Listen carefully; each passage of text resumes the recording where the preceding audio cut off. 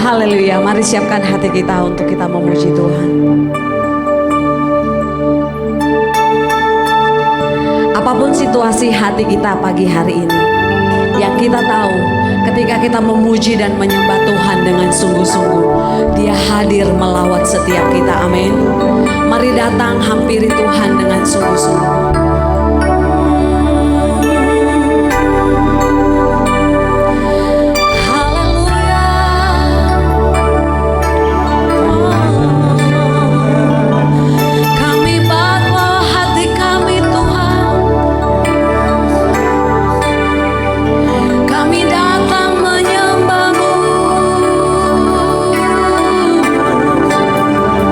Sebab Kau layak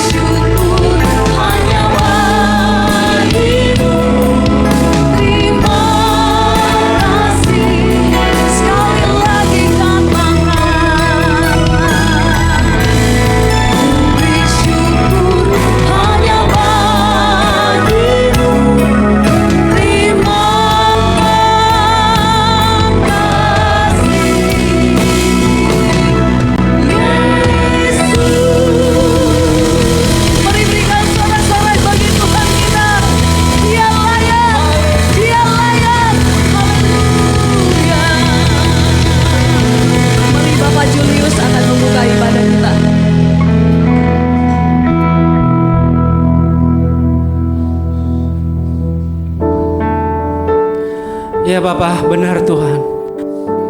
Hanya kata terima kasih Tuhan kepadamu. Kami tak dapat membalas kebaikan-Mu ya Tuhan. Selain kami berterima kasih, kami juga datang kepadamu Tuhan. Karena kerinduan kami ya Bapa, karena cinta yang sudah Engkau berikan kepada setiap kami Tuhan. Dan saat ini Tuhan kami datang, apapun yang menjadi persoalan permasalahan kami percaya Engkau tahu Tuhan. Dan kami datang, Engkau juga tahu ya Bapa, apa yang menjadi permasalahan kami. Saat ini Tuhan, kami percaya setiap kami yang datang dengan lemah iman, Tuhan kuatkan nanti. Yang mengalami sakit, apapun penyakit kami, Tuhan Yesus yang menjamah, memulihkan dan menyembuhkan. Terima kasih Bapa untuk seluruh pemeliharaan-Mu Tuhan selama seminggu ini. Kami sungguh indah berjalan bersama-Mu ya Tuhan. Kami menyadari itu ya Bapa, karena kami selalu mendapatkan pertolongan daripada-Mu ya Tuhan dalam seluruh hari-hari kami. Dan saat ini Tuhan, kami siap untuk memuji-Mu, menyembah-Mu lebih lagi ya Tuhan. Dan kami akan berdoa ya Bapa saat ini untuk kami yang Kau pilih Tuhan untuk melayani pada hari ini. Tuhan Kau memberkati tidak terkecuali ya Bapa semua kami, supaya kami melayani Tuhan dengan tulus hati, dengan berserah penuh Tuhan, memberikan yang terbaik bagi-Mu ya Bapa. Dan untuk hamba-Mu ya Tuhan yang Kau utus Tuhan untuk memberitakan firman-Mu pada saat ini Tuhan. Tuhan, biarlah firman yang akan disampaikan nanti itu akan meneguhkan kembali, akan meneguhkan kami Tuhan, untuk kami lebih setia taat lagi Tuhan di dalam mengiring Tuhan dalam seluruh perjalanan hidup kami Bapa. Terima kasih ya Tuhan. Saat ini kami siap Tuhan untuk menari bagi-Mu, melompat bagi-Mu, dan dari permulaan, pertengahan sampai akhir kami percaya Tuhan, hanya nama-Mu yang ditinggikan, diagungkan. Terima kasih Bapak, ini doa kami siap Tuhan. Dalam nama Tuhan Yesus kami berdoa. Haleluya, amin. Berapa banyak yang siap memuji Tuhan? Boleh keluar dari kursinya sejenak, katakan tos selamat hari Minggu. Haleluya.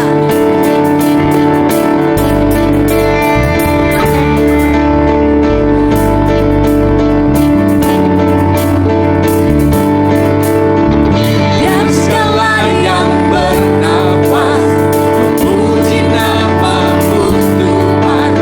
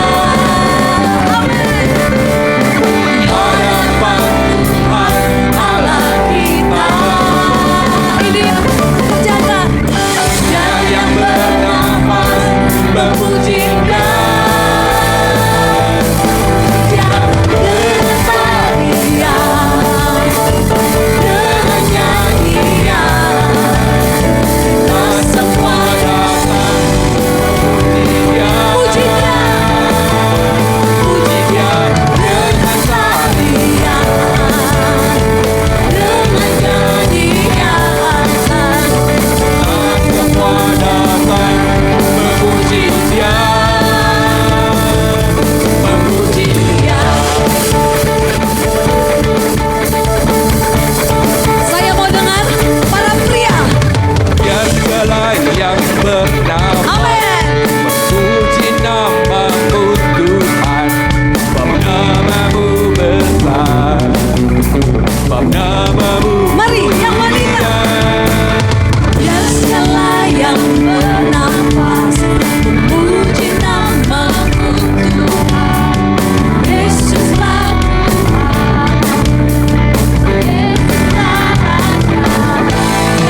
bersama-sama bersorak-sorai, bersorak-sorai.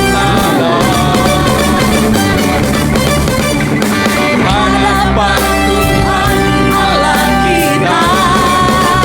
Bagi setiap umat ciptaannya. yang bernafas memuji Dia. Pujinya dengan tarian, dengan nyanyian, kita semua memuji Dia, puji Dia, puji Dia dengan tarian, dengan Semua datang memuji sebentar. Mau menari untuk Tuhan, amin. Mau menari untuk Tuhan, amin. Puji Dia dengan tarian, dengan nyanyian, kita semua. memuji Sekali lagi, puji Dia, puji Dia dengan tarian, dengan nyanyian, kita semua memuji Dia, memuji Dia, memuji Dia, memuji Dia. Haleluya. Amin. Sudah keringatan? Roh Kudus mau bakar kita, amin. Woo.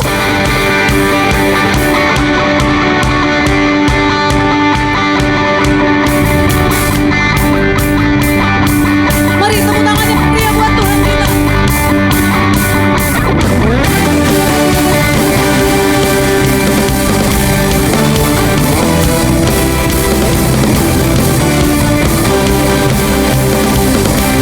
Semua.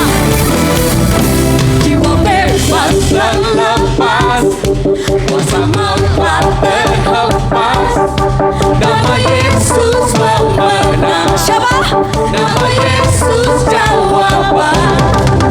Katakan berhenti, berlari sampai akhir. Serukan tinggi namanya, serukan ajaib namanya. Roh Kudus membakar setiap hati. Amin. Naikkan hujan mujizat terjadi. Semua mengalir kuasa-Mu, nyalakan api-Mu. Oh, oh, oh, oh, oh, oh, oh, oh. Tercurah kuasa-Mu, nyalakan api-Mu. Oh, oh, oh, oh. Keajaiban terjadi. Haleluya. Mari bebaskan rohmu memuji Tuhan.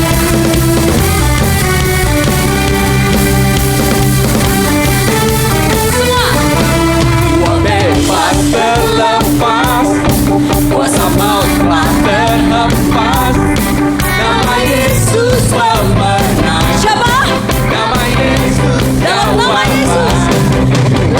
Langkah berhenti, Berlari sampai akhir. katakan. Serukan tinggi namanya, Haleluya. serukan ajaib namanya. Terima. Membakar setiap naikkan hujan mujizat bersama. Mengalir kuasa-Mu, Katakan api-Mu, ku nyanyi, oh, oh, oh, oh.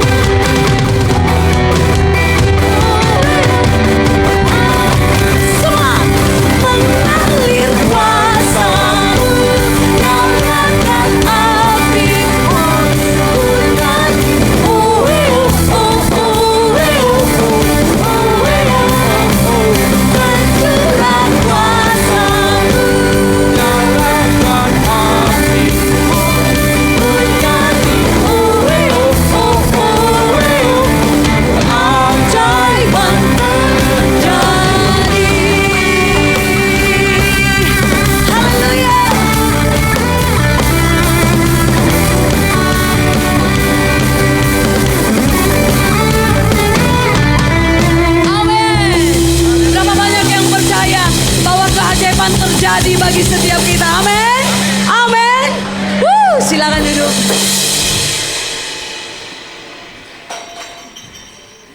Haleluya. Sudah dibakar oleh Roh Kudus. Amin. Mari siapkan hati kita untuk firman Tuhan.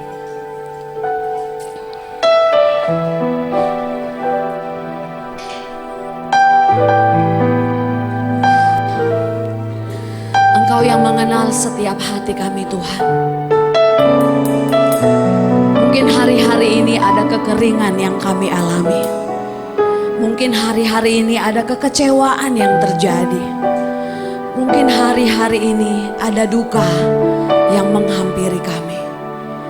Tapi yang kami tahu, Tuhan, ketika kami datang menyembah Engkau, seperti rusa yang haus akan air, Kau akan menyirami hati kami. Terima kasih, Tuhan.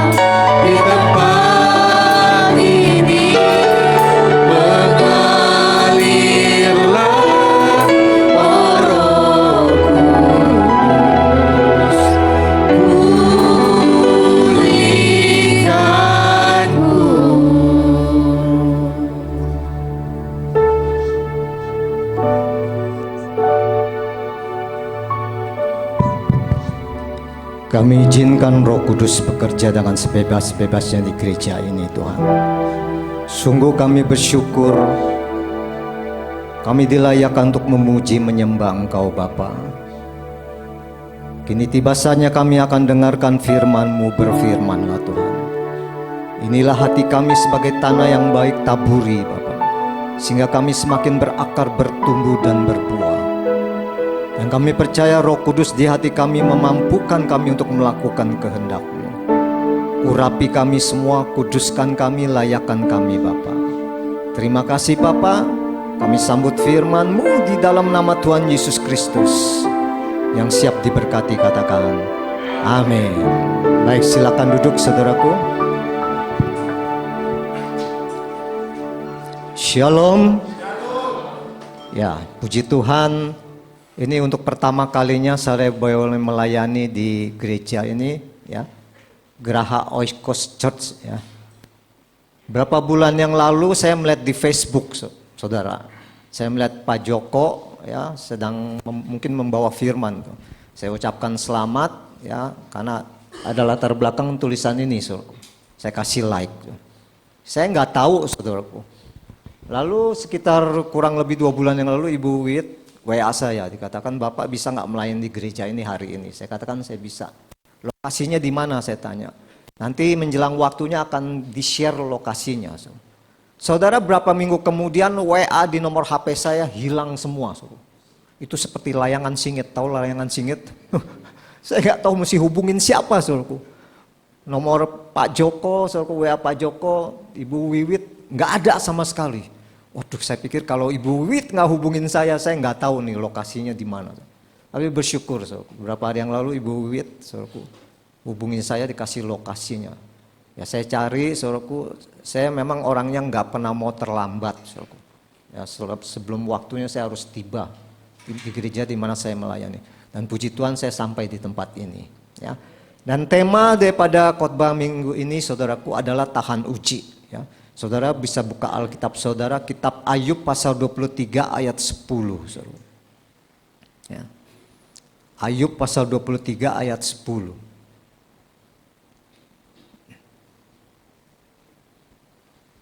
Ya. Sudah dapat ayatnya? Oke. Kita akan baca sama-sama ayat ini dengan bersuara. 1, 2, 3. Karena ia tahu jalan hidupku, seandainya ia menguji aku akan timbul seperti emas. Saudara, kata ia kita ganti dengan Tuhan, kata aku kita ganti dengan nama kita. Ya, kita ulangi, ya, membaca ayat ini. 1, 2, 3. Karena Tuhan tahu jalan hidup Paking, seandainya Tuhan menguji Paking akan timbul seperti emas. Saudara, kalau saudara baca Ayub 1 dan Ayub 2, ya, Tuhan izinkan Ayub mengalami ujian, ya, melalui setan, saudaraku. Ya, dikatakan di Ayub 1, saudaraku, 500 keledai betina dan 500 lembu, saudaraku, itu dijara oleh kaum Seba. Seluruh penjaganya dibunuh, cuma 1 yang bisa melaporkan kepada Ayub. Dan belum hamba ini selesai berbicara, ada hamba lain datang, dikatakan ada api turun dari langit membakar 7.000 ekor kambing domba. Termasuk penjaga-penjaganya. Hanya 1 yang lolos yang melapor kepada Ayub. Dan sebelum penjaga ini selesai bicara, saudara, dikatakan kaum Kasdim, saudaraku, merampas, saudaraku, ya, 3.000 onta, saudaraku. Dan belum selesai hamba ini melaporkan, saudaraku, hamba lain berkata, Tuanku, ya, anak Tuan 10 anak Tuan mati di rumah si sulung karena ada angin badai. Saudara bayangkan, orang tua mana tidak akan remuk hatinya ketika anaknya meninggal terkena bencana alam. Jangankan 10 anak, 1 anak saja sudah pasti remuk. Tapi respon Ayub apa? Ayub berkata, karena Tuhan tahu jalan hidupku, seandainya Tuhan menguji aku akan timbul seperti emas. Saudara, mungkin di bulan-bulan ini saudara mengalami yang agak mirip-mirip seperti Ayub. Ya, bisnismu mungkin kolaps, saudara kehilangan pekerjaan, saudara mengalami krisis keuangan. Itu adalah ujian. Saudara, kalau Tuhan menguji kita, bukan Tuhan ingin mempermalukan kita. Ya, bukan Tuhan marah sama kita, tapi Tuhan menginginkan kita bernilai di hadapan Tuhan. Seperti Ayub. Ayub ketika diuji itu, nilai yang muncul adalah emas. Ya, saudara, 1 Petrus 1 ayat 6 sampai 7 berkata begini. 1 Petrus 1 ayat 6 sampai 7. Bergembiralah akan hal itu sekalipun sekarang ini kamu seketika harus berduka cita oleh berbagai-bagai pencobaan, berbagai-bagai ujian. Maksud semuanya itu ialah untuk membuktikan kemurnian imanmu yang jauh lebih tinggi nilainya daripada emas yang fana, yang diuji kemurniannya dengan api, sehingga kamu memperoleh puji-pujian dan kemuliaan dan kehormatan pada hari Yesus Kristus menyatakan dirinya. Saudara, kita tahu tanda-tanda akhir zaman itu menunjukkan Yesus akan menyatakan dirinya untuk kedua kalinya. Yang Tuhan mau adalah ketika Tuhan izinkan ujian terjadi dalam hidup saudara, saudara itu muncul seperti emas. Ya, saudara, pencobaan ujian membuat kita menjadi tahan uji karena iman kita muncul seperti emas. Ya, dan ada beberapa hal yang perlu kita pahami tentang emas yang murni.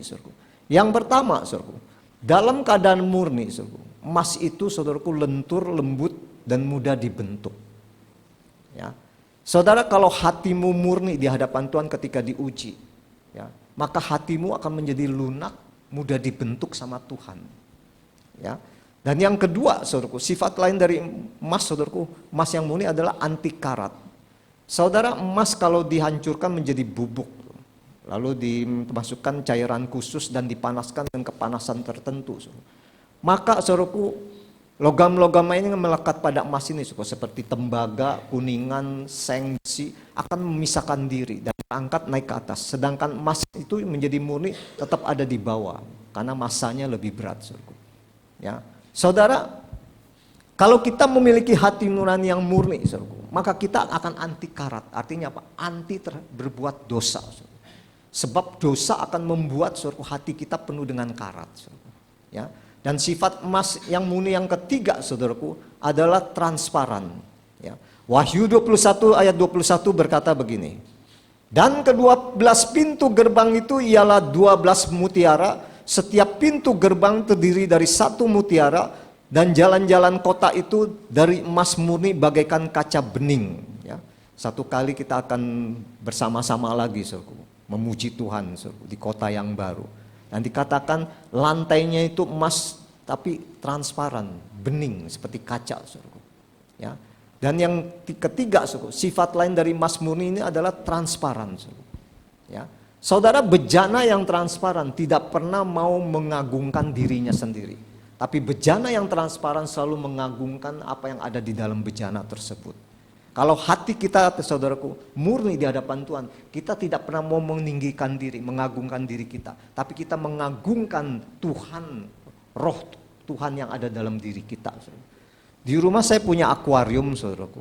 Nggak pernah teman saya kalau datang, apalagi kalau lagi komsel, suka ngeliat akuarium berkata begini, "Wih, akuariumnya bagus ya Pak King." Enggak. Yang dilihat apa, saudara? Ikan hiasnya yang bagus, saudara. Tanaman hiasnya, saudara. Batu-batu pasir-pasirnya, saudara. Ya, saudara, kalau kita diuji oleh Tuhan menjadi murni, saudaraku, kita akan selalu meninggikan Tuhan, bukan meninggikan diri kita. Setuju? Ya. Saudara, saat diuji, saudaraku, Ayub tahan uji, bahkan timbul seperti emas murni, saudaraku. Nah, bagaimana caranya supaya ketika kita mengalami ujian, kita bisa seperti Ayub tahan uji, timbul seperti emas yang murni, saudaraku. Yang pertama, saudaraku, Ayub 1 ayat 20 sampai 21. Ya, Ayub 1 ayat 20 sampai 21 dikatakan begini. Maka berdirilah Ayub lalu mengoyak jubahnya dan mencukur kepalanya, kemudian sujudlah Ayub dan menyembah. Kata Ayub, dengan telanjang aku keluar dari kandungan ibuku, dengan telanjang juga aku akan kembali ke dalamnya. Tuhan yang memberi, Tuhan yang mengambil, terpujilah nama Tuhan. Saudara, yang pertama, Ayub selalu berpikir bahwa dia adalah sebagai pengelola, bukan pemilik. Ya.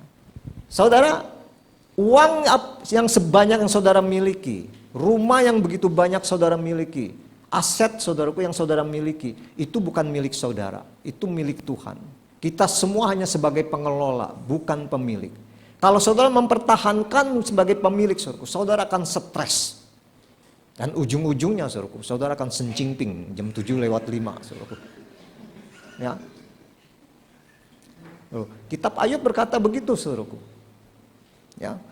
Saudara, pengelola adalah orang yang dipercayai dan diberi hak serta tanggung jawab untuk mengatur dan mengerjakan segala sesuatu yang dipercayakan kepadanya, saudaraku. Ya. Matius 25 ayat 14 berkata begini. Sebab dalam hal kerajaan surga sama seperti seorang yang mau bepergian ke luar negeri, yang memanggil hamba-hambanya dan mempercayakan hartanya kepada mereka. Dari ayat ini punya dua arti, saudaraku. Yang pertama, semua uang harta kita itu adalah milik Tuhan. Dan Tuhan berhak mau ambil kapan saja, saudaraku. Saudara nggak bisa protes, saya pun nggak bisa protes, saudaraku. Dan yang kedua, saudaraku, ya, kita semua hanya sebagai pengelola, bukan pemilik, saudaraku. Dan uang yang kita pakai satu hari akan kita pertanggungjawabkan di hadapan Tuhan di hari penghakiman nanti, saudaraku. Ya, saudara, apa yang akan kita katakan sebagai pertanggungan jawab di hari penghakiman kalau kita lebih mengutamakan memperkaya diri daripada memperkaya pekerjaan Tuhan di muka bumi ini, saudaraku. Dalam kehidupan sehari-hari hanya ada dua jenis orang, saudaraku. Yang pertama, pembangun kerajaan, dan yang kedua, pembangun kekayaan. Pembangun kerajaan adalah seperti jemaat ini, saudaraku. Ya, cari uang sebanyak-banyaknya tapi bukan mengumpulkan bukan untuk diri sendiri, tapi untuk memberkati pekerjaan Tuhan, memperlebar kerajaan Allah di muka bumi ini. Tapi kalau pembangun keuangan, saudaraku, pembangun kekayaan, dia memperkaya diri sendiri hanya untuk dirinya sendiri saja, saudaraku. Seperti laut mati, saudaraku. Ya, tidak bisa dialirkan kemana saja, hanya untuk dirinya sendiri, saudaraku. Ya. Saudara, artis Danny Thomas berkata begini, kita semua lahir dengan satu tujuan, tetapi tidak semua mengetahuinya. Sukses di dalam hidup ini tidak berhubungan dengan apa yang Anda peroleh atau prestasi yang Anda raih. Sukses di dalam hidup ini adalah apa yang Anda lakukan bagi orang lain. Setiap gereja, saudaraku, income jemaat itu berbeda-beda. Ada yang income-nya tinggi, ada yang sedang, bahkan ada yang rendah. Mulailah dari Geraha Oikos ini, saudaraku. Saudara mulai menabur, menolong jemaat-jemaat yang memang butuh ditolong. Tetap memberkati gereja ini. Percayalah, jerih lelah saudara di hadapan Tuhan tidak akan sia-sia, saudaraku. Ya. Saudaraku, Saint Augustine berkata begini, saudara. Ketahuilah berapa banyak yang telah Tuhan berikan kepada Anda dan menikmati daripadanya apa yang Anda butuhkan. Sisanya yang tidak Anda butuhkan dibutuhkan oleh orang lain. Sisa-sisa dari orang kaya dibutuhkan oleh orang miskin. Orang-orang yang menahan apa yang berlebihan menguasai milik orang lain. Makanya Yesus mengajarkan doa Bapa kami kepada murid-muridnya. Berikanlah kami pada hari ini apa, saudaraku? Makanan kami yang secukupnya. Artinya apa? Cukup untuk saudara. Ada lebihnya. Memberkati gerejamu, memberkati orang-orang yang membutuhkan, saudara. Itu prinsip kerajaan Allah, ya. Pembangun kerajaan Allah di muka bumi ini, saudaraku. Ya. Matius 6 ayat 24, Yesus berkata begini. Tuhan Yesus menegaskan, tak seorang pun dapat mengabdi kepada dua tuan, karena jika demikian ia akan membenci yang seorang dan mengasihi yang lain, atau ia akan setia kepada yang seorang dan tidak mengindahkan yang lain. Kamu tidak dapat mengabdi kepada Allah dan kepada Mamon. Saudara, saingan Allah cuma satu, yaitu Mamon, dewa uang. Saudara. Ya, dan Tuhan Yesus menegaskan kita tidak bisa mengabdi, ya, satu pihak kita mengabdi kepada Allah, tapi satu pihak kita mengabdi kepada Mamon, nggak bisa. Pilih salah satu, coret yang tidak perlu. Saudara. Saya akan coret Mamon. Saudara. Saudara mau coret apa? Saya tanya. Ah, yang benar Pak Alip. Coba sini dompetnya kasih ke saya. Serius loh, nah, ini hanya bercanda aja. Tapi bagus. Di antara semua jemaat di layar tuh, seperti di Sungai Yordan juga, kalau Pak Arif ibadah, wah paling semangat. Ya begini. Ya. Terima kasih Pak Arif. Ya. Saudara, Rick Warren kita tahu kan, saudaraku, penulis buku apa? Purpose Driven Life. Ya. Purpose Driven Life. Itu pendiri gereja Saddleback, saudaraku, di California. Saudara. Nah, waktu bukunya terbit, saudara, itu bertengger selama 111 minggu di New York Times. Saudara. Kurang lebih 2 tahun lebih sedikit. Saudara. Dan ketika bukunya booming bestseller, saudaraku, Dolar itu, jutaan dolar mengalir ke rekeningnya. Saudara. Dan Rick Warren, saudaraku, berkata begini, dengan uang sebanyak ini saya bisa membeli mobil Bentley. Di Indonesia mobil Bentley itu sekitar 3 miliar sampai 9 miliar. Dan saya bisa membeli sebuah pulau. Tapi di batin saya ada yang berkata, itu bukan tentang kamu. Dan Rick Warren berkata begini, saya lebih suka menancapkan pisau ke dada saya daripada saya mencemarkan nama Tuhan. Saudara tahu nggak? Rick Warren hanya menggunakan dari seluruh pendapatannya 9%. 91% saudaraku diberikan untuk pekerjaan Tuhan, memberkati orang-orang yang miskin. Dan Rick Warren tetap hidup dengan sederhana, ya, berdiam dalam rumah yang sudah tua. Dia memakai mobil Volvo yang usianya sudah 15 tahun lebih, saudaraku. Dan dia memakai jam tangan yang harganya 250.000, kurang lebih. Jam tangan saya, saudaraku, saudara bisa nilai berapa harganya? 5 juta. Wah, paling berlebihan kalau ngomong. 5 juta. Kalau 5 juta saya jalannya nggak begini, saudaraku. Jalannya begini, saudaraku. Ya. Harganya cuma 100.000, saudaraku. Ya. Saya nggak pernah mau pakai yang mahal-mahal, saudaraku. Buat apa? Yang penting tahu waktu, terus sebelum waktunya sudah tiba, tepati janji kita. Itu yang lebih penting. Ya. Dan Rick Warren berkata begini, saya lebih suka ya hanya punya 2 celana jeans dan 2 t-shirt. Itu lebih dari cukup. Kenapa? Karena Rick Warren dan istrinya menyadari mereka hanya sebagai pengelola, bukan pemilik. Amin. Ya. Yang kedua, bagaimana caranya supaya kita bisa tahan uji dan timbul seperti emas yang murni saat kita diuji. Ya. Saudara, Ayub 1 ayat 10 berkata begini, Ayub 1 ayat 10. Bukankah engkau yang membuat pagar sekeliling dia dan rumahnya serta segala yang dimilikinya?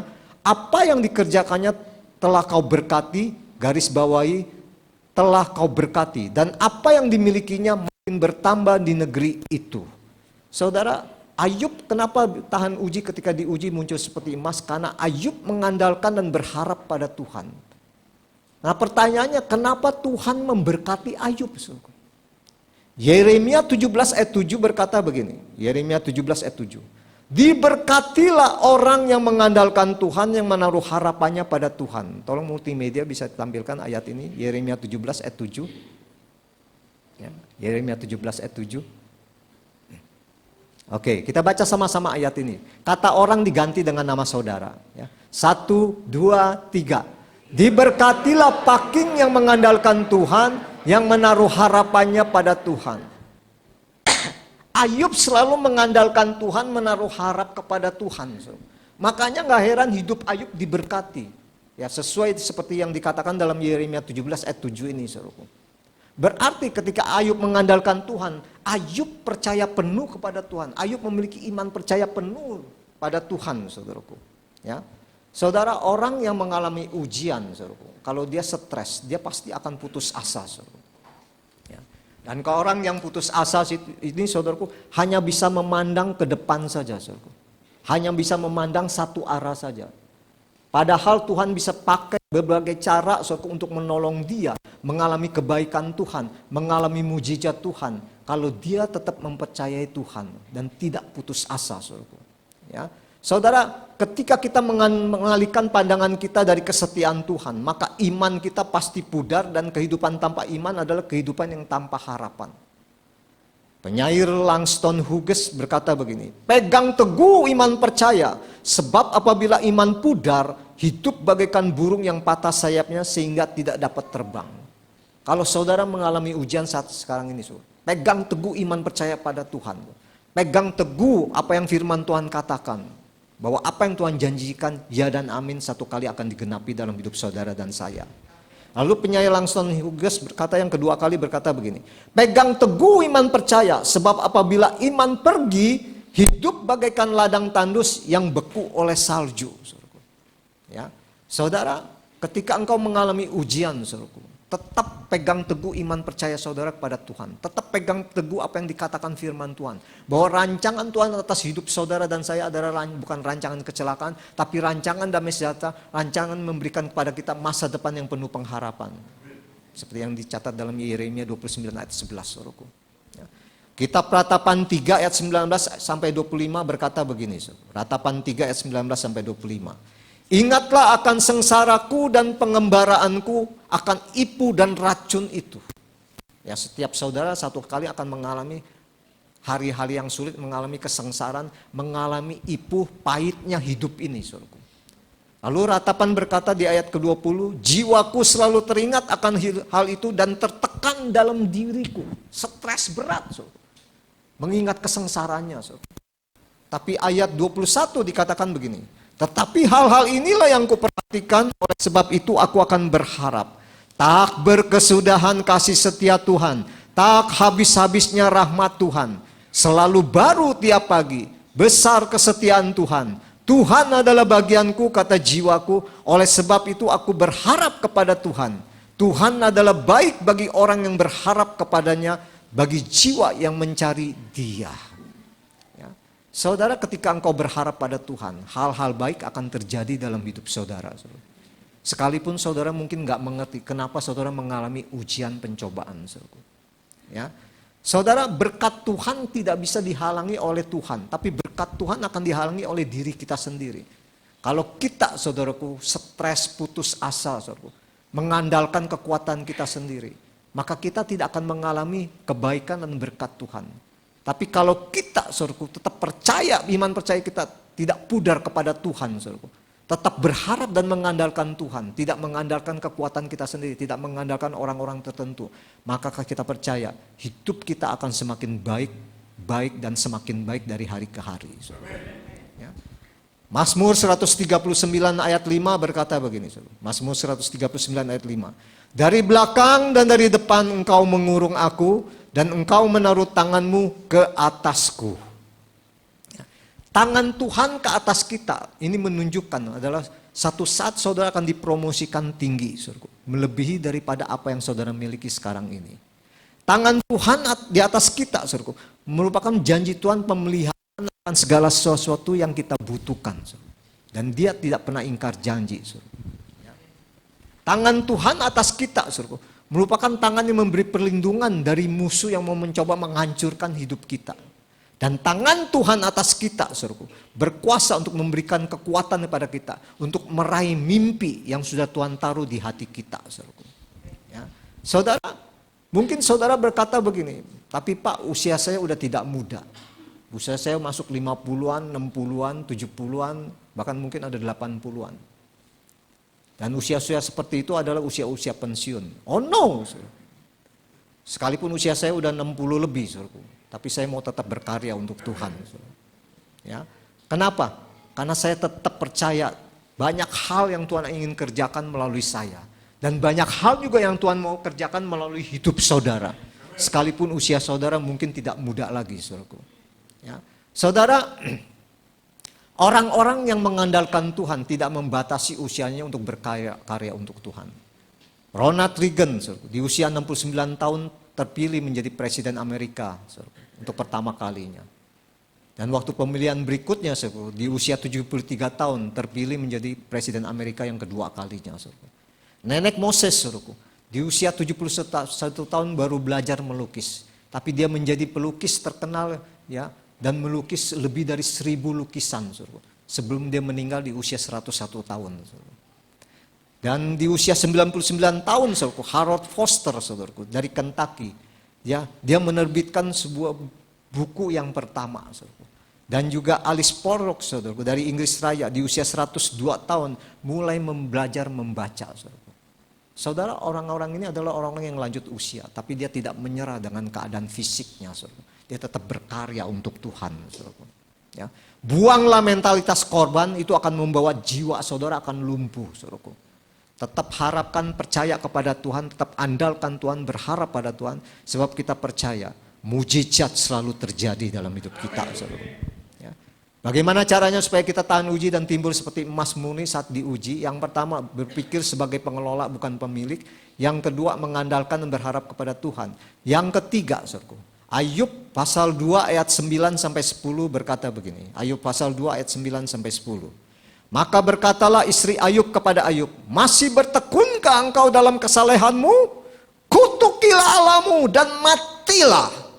Tetapi jawab Ayub kepadanya, engkau berbicara seperti perempuan gila. Apakah kita mau menerima yang baik dari Allah tetapi tidak mau menerima yang buruk? Dalam kesemuanya itu Ayub tidak berbuat dosa dengan bibirnya. Tolong dengarkan, saudara. Kalau saudara hanya mau menerima yang baik saja dari Tuhan, saudara, tapi ketika hal buruk terjadi dalam hidup saudara, saudara tidak mau menerima, saudara. Saudara digolongkan menjadi orang jenis sencingping, saudara. Saya belum nggak mengerti ayat ini, saudara. Berapa puluh tahun yang lalu, saudara, saya pergi ke Wonogiri. Di Wonogiri ada sebuah gereja, GBIS, saudara. Gereja Bethel Indonesia apa? S-nya saya nggak tahu, lupa. Ya, depannya gereja, di belakangnya itu ada satu lapangan bentuknya itu kotak gitu, saudara. Jadi sekelilingnya itu asrama-asrama tempat orang yang stres, yang sakit jiwa, mengalami gangguan jiwa, saudaraku, itu menginap di situ. Dan 1-2 pasien dimentor oleh 1 orang. Saya tanya sama mentornya, Pak, Bu, kenapa orang-orang ini bisa mengalami sakit jiwa? Jawabannya cuma 1, ketika hal buruk terjadi itu tidak bisa mau terima kenyataan. Hanya mau menerima yang baiknya saja. Lalu beberapa tahun kemudian saya pergi ke Cilangkap. Waktu itu ada tempat rehabilitasi narkoba dan orang yang sakit jiwa. Ya, pemiliknya kalau tidak salah Pak Ruyandi Hutasoid waktu itu. Kalau sekarang saya nggak tahu pemiliknya siapa. Saya tidak pergi ke tempat rehabilitasi narkoba, tapi saya pergi ke tempat orang-orang jiwa dirawat. Saudara, ada seorang bapak, ya, badannya agak besar gitu, saudaraku. Kumisan, ya, tingginya kurang lebih seperti saya lah, saudara. Tapi badannya besar, sambil ketawa-ketawa jalan. Dipukulin kepalanya, dis, dis, dis. Dis, mondar mandir, saudaraku. Lalu saya lihat ada seorang anak muda pakai mangkok plastik, saudaraku. Ya, dia jalan, dia ketawa-ketawa. Di sini ada gentong air setinggi segini, dia ciduk air itu, dia minum sampai ketawa-ketawa. Bulak balik, suruh. Saya heran perutnya nggak kembung, suruh. Mungkin terbuat dari karet, suruh.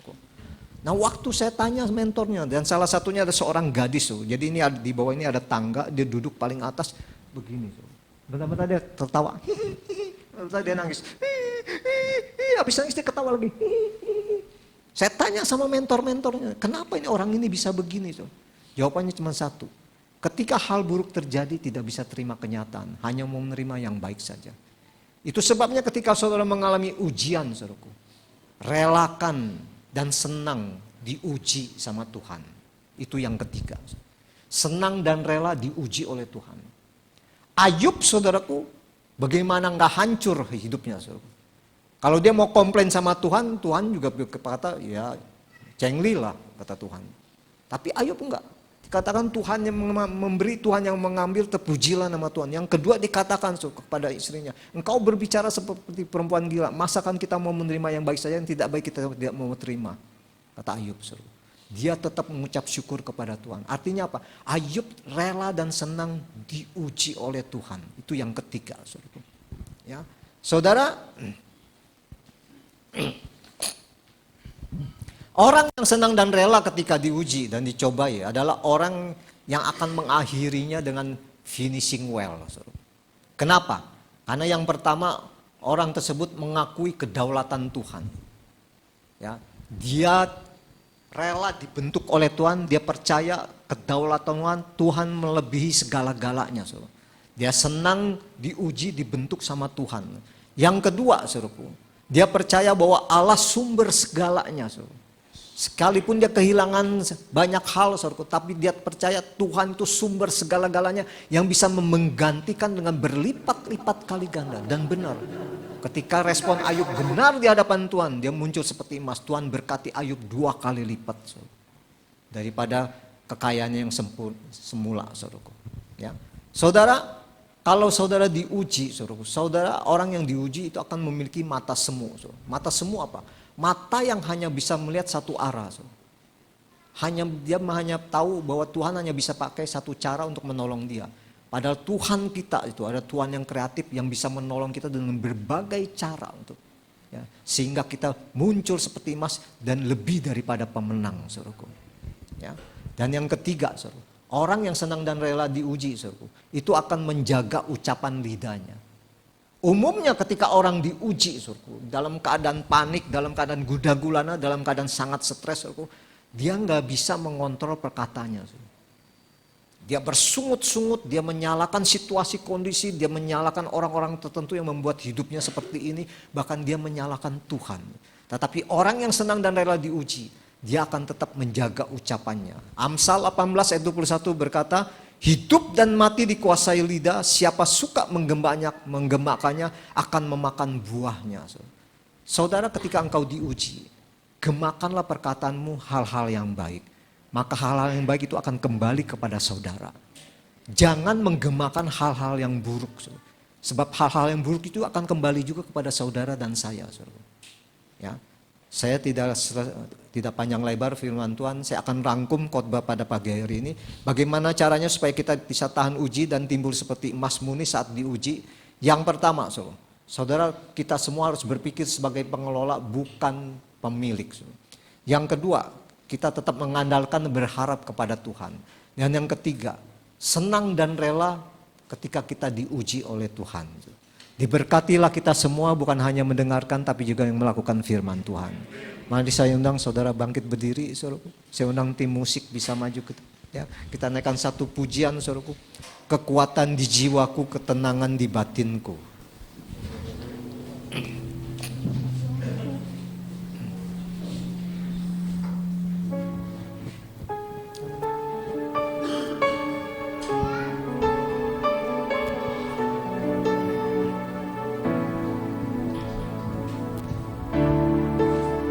Kekuatan Di jiwaku, ketenangan batinku ada dalam hadiratmu, ku menyembahmu.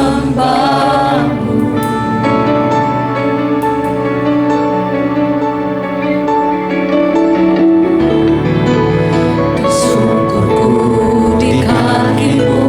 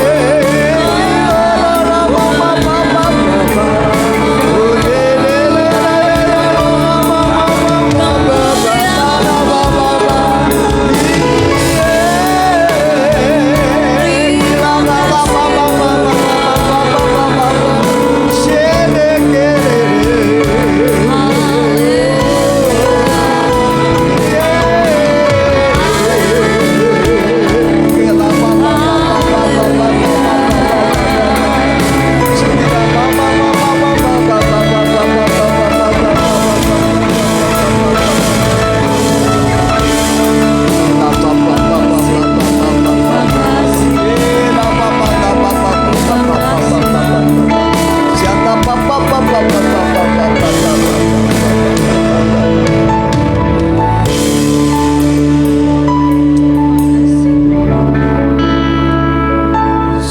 ketika Tuhan izinkan ujian terjadi dalam hidupmu, maukah engkau akan timbul seperti emas? Orang yang tahan uji terhadap ujian selalu berpikir sebagai pengelola, bukan pemilik. Orang yang timbul seperti emas saat diuji, mengandalkan dan berharap kepada Tuhan. Dan orang yang mau diuji oleh Tuhan, senang dan rela saat diuji. Mari andalkan, harapkan harapanmu hanya kepada Tuhan, bukan kepada kekuatanmu, bukan kepada manusia. Sebab Tuhan selalu berdaulat dalam hidup kita. Tuhan adalah sumber segala-galanya dalam hidup kita. Tuhan akan menggantikan 2 kali lipat seperti Tuhan menggantikan Ayub 2 kali lipat dalam hidupnya. Mari saudara yang mengalami ujian, ucapan syukur. Katakan terima kasih Tuhan. Terima kasih Tuhan, aku bersyukur saat aku diuji.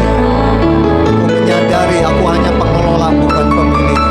Aku mengandalkan dan berharap hanya kepada Tuhan. Dan aku senang dan rela ketika aku diuji oleh-Mu Tuhan.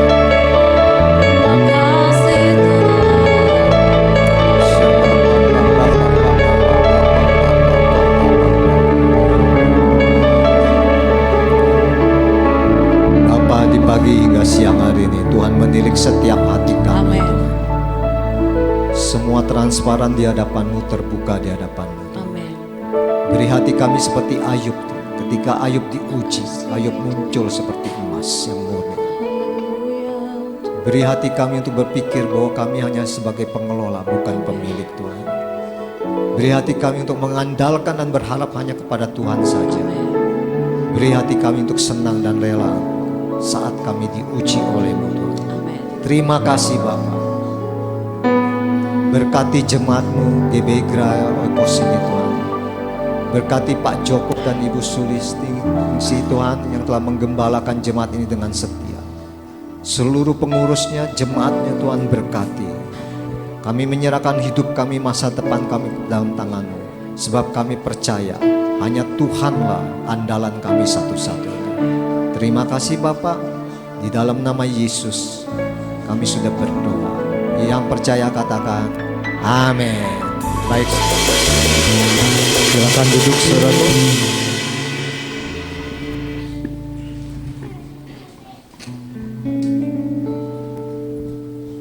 Saya percaya setiap kita diberkati, amin. Mari pengelola-pengelola sorga, mari persiapkan persembahan kita yang terbaik untuk Tuhan. Mari kita berdoa. Bapa di surga, terima kasih Tuhan untuk kebenaran firman-Mu yang kami dengarkan hari ini. Setiap kami adalah pengelola-pengelola yang Tuhan percayakan. Setiap kami Tuhan, tolong kami untuk mengandalkan dan berharap sepenuhnya kepada Tuhan. Suka ataupun duka ya Tuhan, kami dapat lewati bersama-sama dengan Tuhan. Karena kami tahu Tuhan ada di setiap musim kehidupan kami. Berkati hamba-Mu yang sudah menyampaikan isi hati-Mu. Berkati pelayanannya, pekerjaannya, rumah tangganya, keluarganya. Biarlah semuanya Tuhan menyenangkan hati Tuhan. Banyak orang yang mengenal Tuhan lewat kehidupannya. Dan nama Tuhan semakin dipermuliakan. Kami memberikan persembahan kami sebagai ucapan syukur kami Tuhan. Untuk kasih setia, pertolongan, anugerah, bahkan berkat Tuhan yang melimpah atas kami. Bahkan selalu baru setiap pagi. Kami memberi dengan sukacita di dalam nama Yesus. Haleluya. Amin. Selamat memberi, Tuhan Yesus memberkati.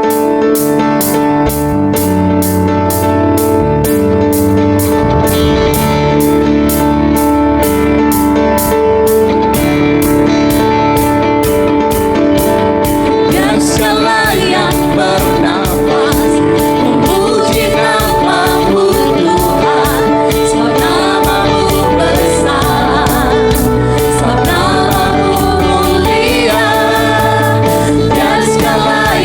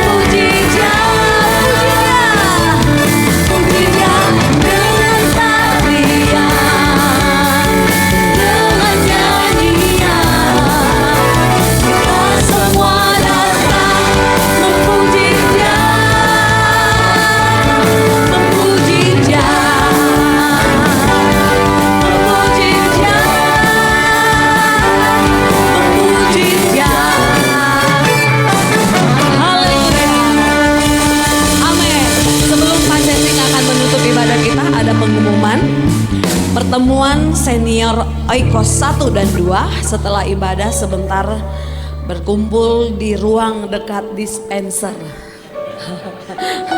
Silakan Bapak Cece. Ini harus jelas.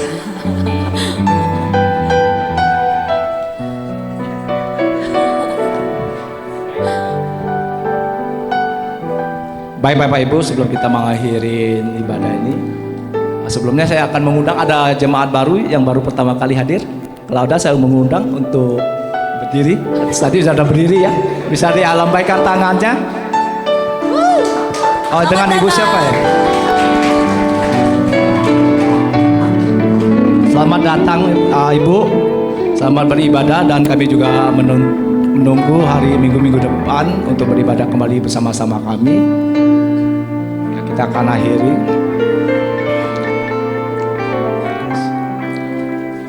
Terima kasih Tuhan. Terima kasih ya Bapa. Terima kasih untuk penyertaan-Mu, pelindungan-Mu Tuhan di dalam ibadah kami pagi hari ini Tuhan.